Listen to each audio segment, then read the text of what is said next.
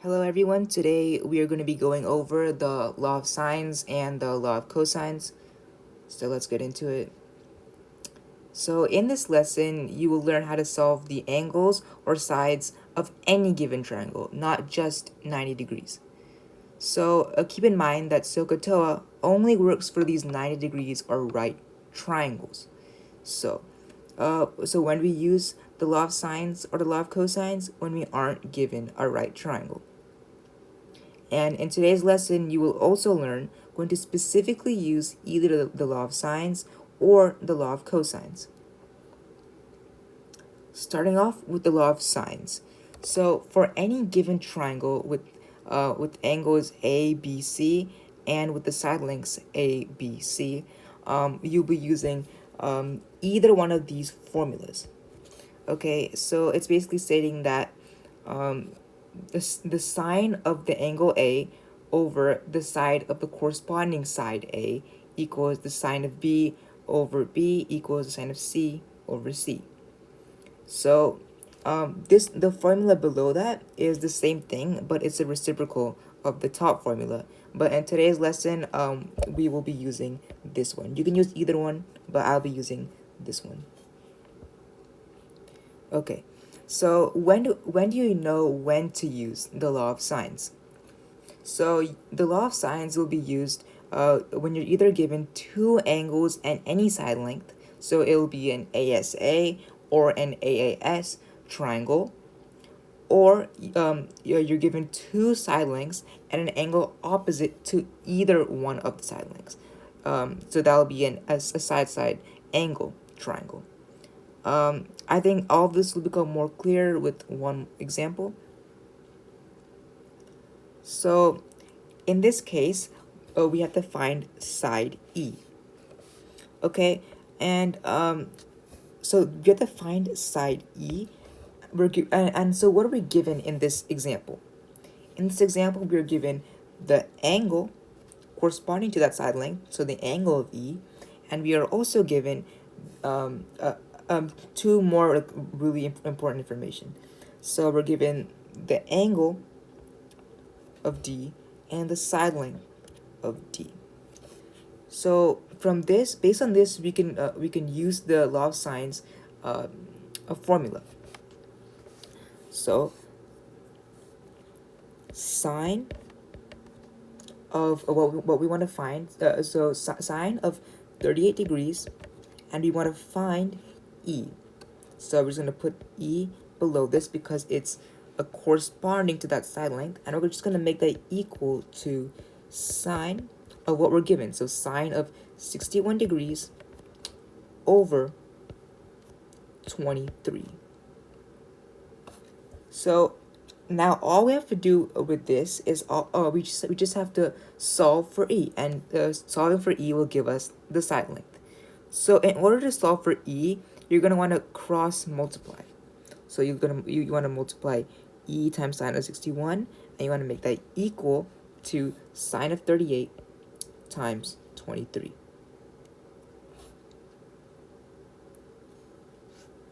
So with that, you're going to be getting E times sine of 61 degrees equals sine of 38 degrees times 23. Okay, so from here, to isolate E, because we want to find E, you want to divide by sine of 61 degrees. So dividing both sides, this cancels, and then over sine of 61 degrees. Now this is simply your answer. So now all you have to do is plug it into a calculator,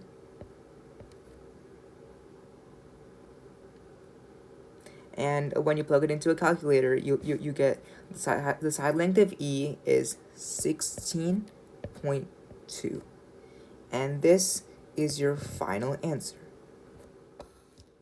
Okay, so this second example is no different than the first example, except we have to use the law of sines to find angle B instead of a side.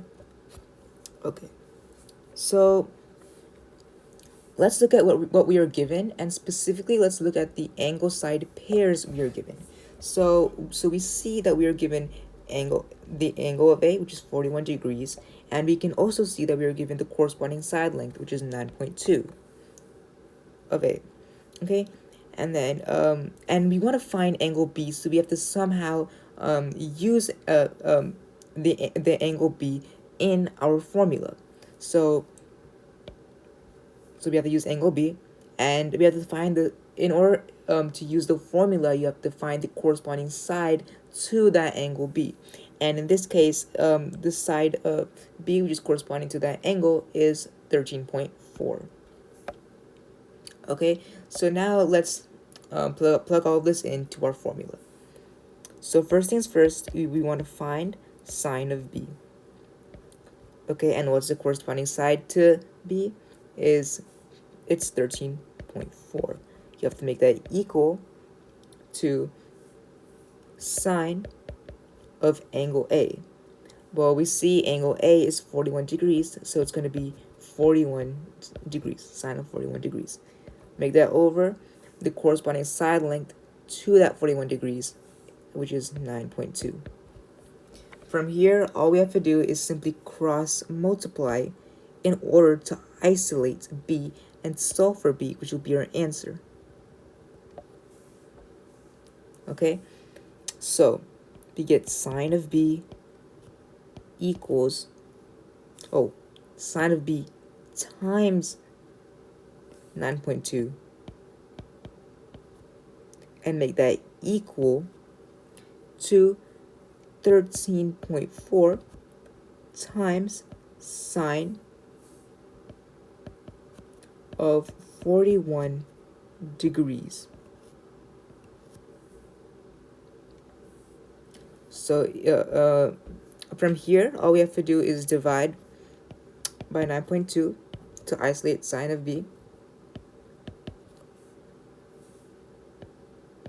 So from here we get sine of B equals, you can put all of this into your calculator, and you get 0.9556. Okay, so we want to find the angle of B, but what is this over here? It's sine of B. So in order to find the angle of B, you want to take the inverse of both sides. What undoes sine is the inverse sine. Okay, so you're going to take the inverse sine of both sides. That way you get B equals sine inverse of 0.9556. This can also be plugged into your calculator. If you have a TI-84, it's just the second button over the sine button, and that's how you get, and then you just put this number in, and then you get your answer. So in this case, angle B is going to be equal to 73 degrees, and that is your answer.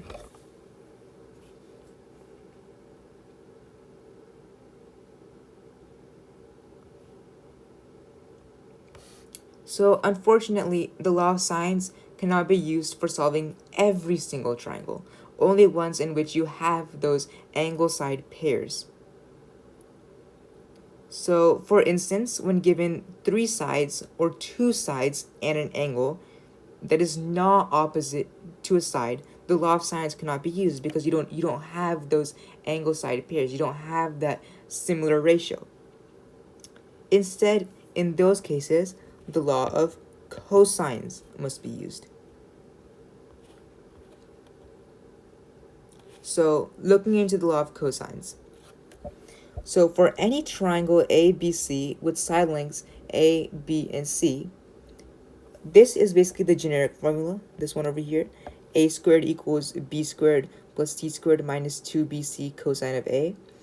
And then these other two formulas are basically derived from that first formula, except you're finding a different side length, or you're looking for a different angle of the triangle. So you can use a law of cosines to solve a triangle if you are given 2 side lengths and the included angle measure. The angle it doesn't have to be necessarily corresponding to that side. So for instance, so it's going to be a side angle side triangle. Or if you're given three side lengths and if you want to find a specific angle, you can also use the law of cosines. Okay, now from here, let's look into an example.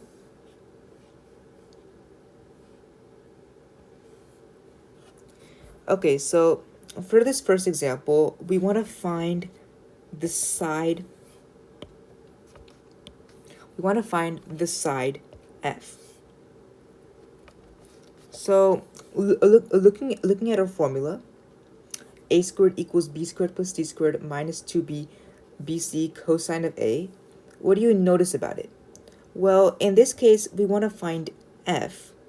So there has to be an f squared, right? Okay. Now going back to it, what do you notice about the side you want to find? In order to find that side, according to the formula, the cosine of that the corresponding angle to that side must also be found. So what is the cosine of that corresponding angle of that side? So that's going to be cosine of 118 degrees. So you can fill that out over here, cosine of 118 degrees. Okay, so now what else do you notice? You notice that the other two side lengths, you need the other two side lengths in order to fulfill the formula. It doesn't matter which order, which is D, which is E, but in this example, I'll just make it according to the color code. So over here, we get it equals to 18 squared, which is this side length, and it's going to be plus the side length of E squared, which is 21 squared, according to the formula. Okay, I'm going to subtract that by the same thing, by 18 times 21. Let me just write this out again. It's f squared equals 18 squared plus 21 squared minus 2 times 18 times 21 cosine of 118 degrees. Okay, so now all we have to do is simply plug all of this in to our calculator. So from here we get f squared equals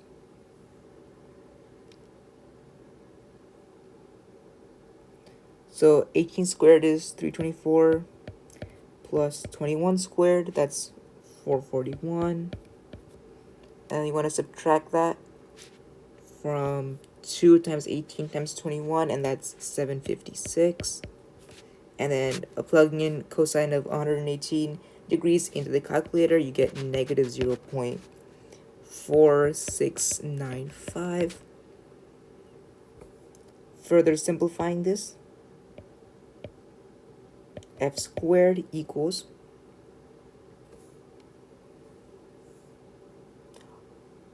1119.942. But this is f squared, so you want to take the square root of both sides.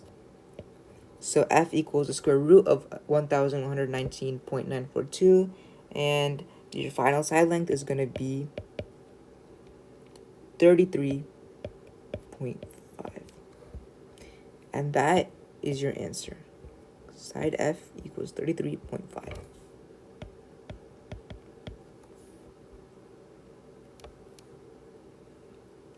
Okay, now let's look at the next example.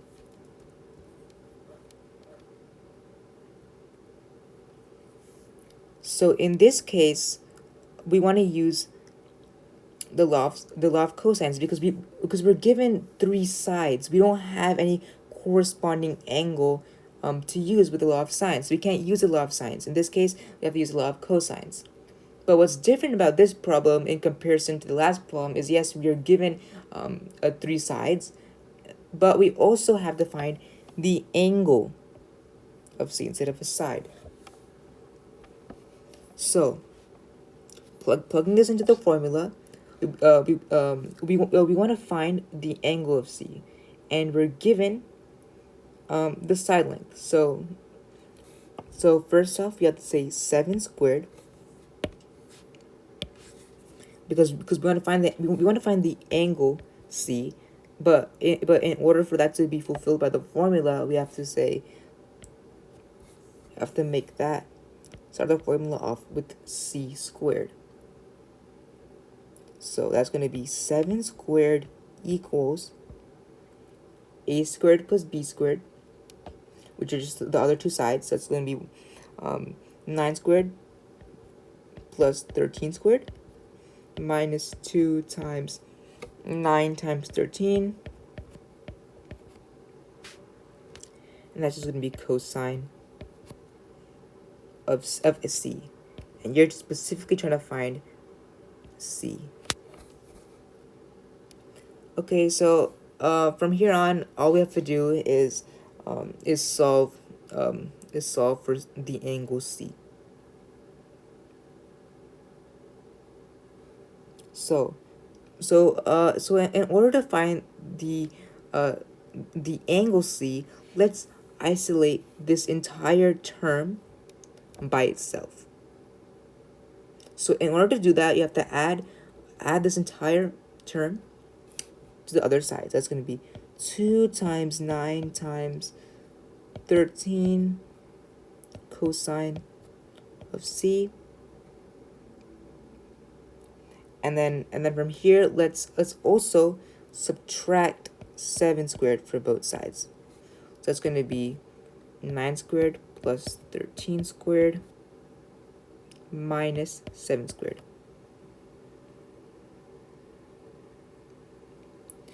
Okay, so now let's just begin to simplify. So 2 times 9 times 13 is going to be 234 cosine of C. And you want to make that equal to 81 plus 169 minus 49. And that's going to be 234 cosine of C equals 201. To further simplify this, you want to divide both sides by 234. Divide both sides by 234. Now you're given cosine of C equals 201 over 234.